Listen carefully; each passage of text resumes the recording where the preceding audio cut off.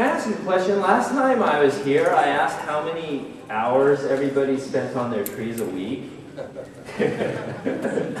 know. I need to ask another question. How much do you guys spend on trees? Over what period of time? Like on the bus trip we just took to LA? Yeah, okay. How about the bus trip? I'm just wondering, like, what's the most somebody spent on a tree? $15? $15? $15, that's about average. Okay. Yeah, a lot of times when you're doing this cleaning work, little stuff will break. But that's okay.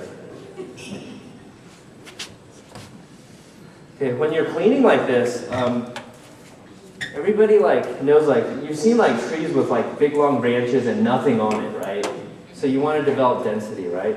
So when you're cleaning this stuff, make sure you don't strip completely like this. You know, some people strip like that. It's kind of bad because you'll have nothing on the inside later for volume and nothing to cut back to. Okay, so it'll just get longer and longer. If you apply the similar technique of stripping like that, yeah, your trees will just get bigger and bigger, and it'll be harder to manage later. So what you want to do is you want to leave a few on the inside, some key spots for future growth. So probably, I was thinking, I put some raffia on it in my garage yesterday. So you probably take this part off. What? You take it off. Okay. Just for now. Just for now. I'll put it back later. Okay. So if you have a very straight tree, it can go actually very nicely in a very straight pot. Okay. I mean, it doesn't matter how big or small it is, as long as you watch the lines. And the thing about Bunjin is how many people know that this definitely has to be styled in a Bunjin style? Okay. That's pretty good. Okay. You have to keep in mind, while we're doing it, while we're wiring it later, we might take off some more branches because you have to balance the visual volume of the green with the trunk size. Okay. To get it more dramatic, you take off more green. To get it less dramatic, then you leave more green on. And you've seen everybody has Bunjin trees where it's too heavy. Something's wrong with it. It looks and sometimes people do Bunjin trees and they're in between informal style and Bunjin because it's hard to decide. Just make the decision. Ask some friends, talk to some people that that are familiar with trees, and just cut it. You take this part. You take this part. Okay. I'll let you know what size.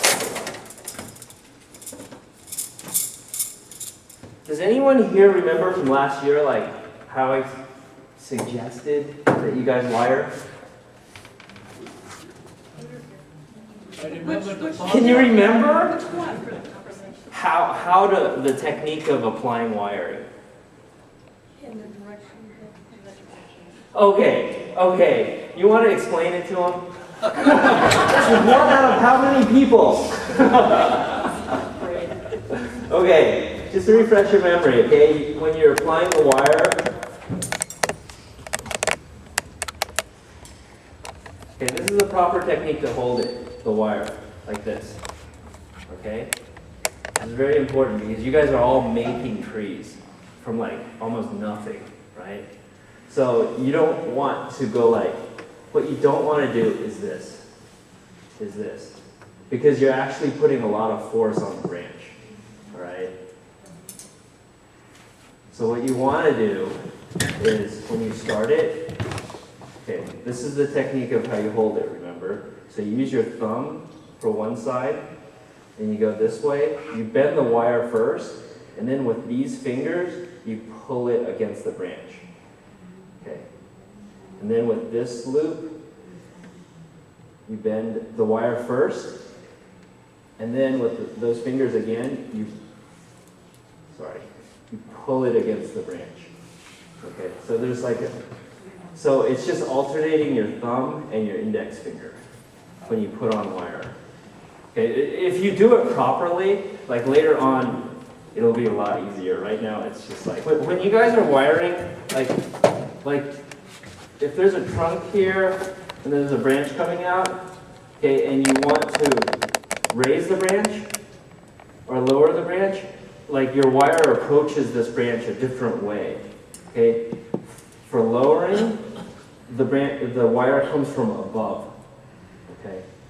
For raising a branch, the wire comes from below, okay? Because the idea is so like when you actually bend it, say I want to most cases we want to lower a branch. Oh my gosh, this is impossible. Okay, so if we're lowering this branch, okay, we want to come down from the top of the branch. Because when we actually do the physical bending, that piece of aluminum on top stretches.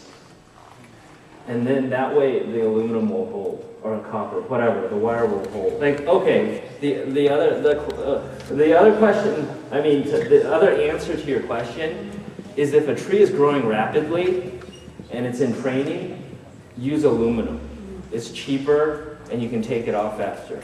Like if the tree's like established and like already like 40, 50 years old and you're just doing wiring on like shape, you're not like training it, you're doing maintenance wiring to keep the shape, then sometimes you use copper.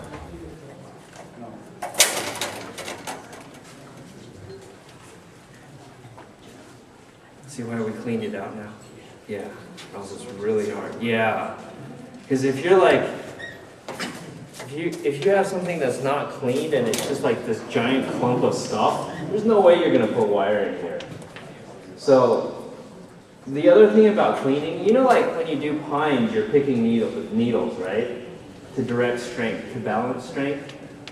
For other conifers like junipers and cypresses, this is more directed towards junipers because they're more common.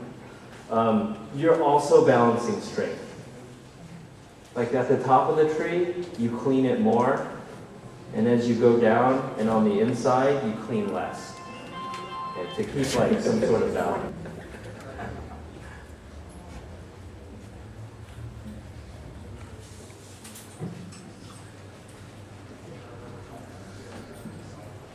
I think like when you ask demonstrators to do a summer demo, they don't like it. Because that's not the typical time that you're like really working on trees. So it's like, what I mean is like, the best time is in the winter, like when the trees are dormant.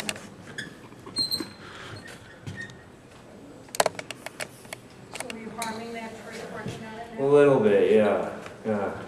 That's why I put the raffia on yesterday, is because I have a question for you guys. How many people have used raffia? A lot of us. Okay, that's a lot. Okay, and why do you get raffia wet? So it wraps better is one answer. It shrinks. Oh my gosh, you guys know. Okay, so anyways, like if you're doing work right now, summer is actually also a good time to strip bark because there's a lot of juice in the branches, a lot of sap flowing, so it's very easy to strip. So likewise, like when you're like bending and things like that, it's very easy for the cambium in the outer layer to detach. So that's why when there's a lot of juice, you don't really make too many big bends on a tree. Okay, that's why we wait for winter.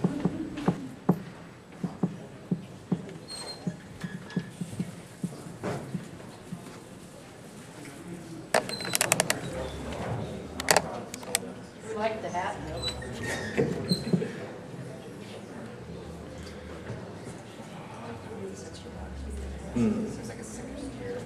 My hand?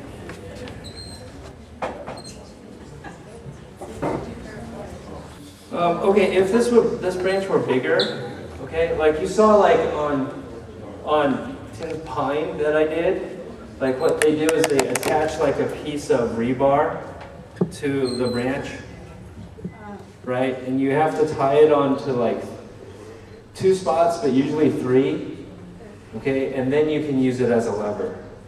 Okay, so with the really big stuff, you need the length for the leverage. Okay.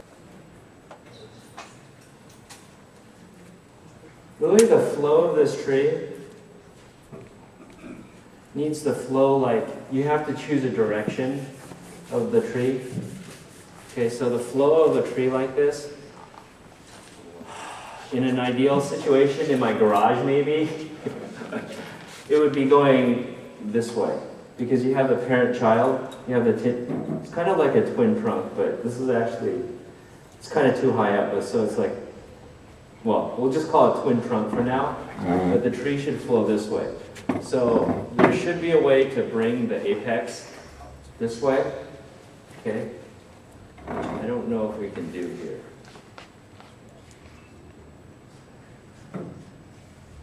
Okay. So later on, because I didn't want to put like really heavy wire on this tree for the demo, because you guys did it in the beginning class and things like that. But what you want this tree to do is like at least have an arc like this. Okay?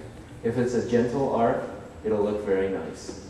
Okay? So if you have a gentle arc here and a gentle arc with this, the top part, then the tree will actually look really nice.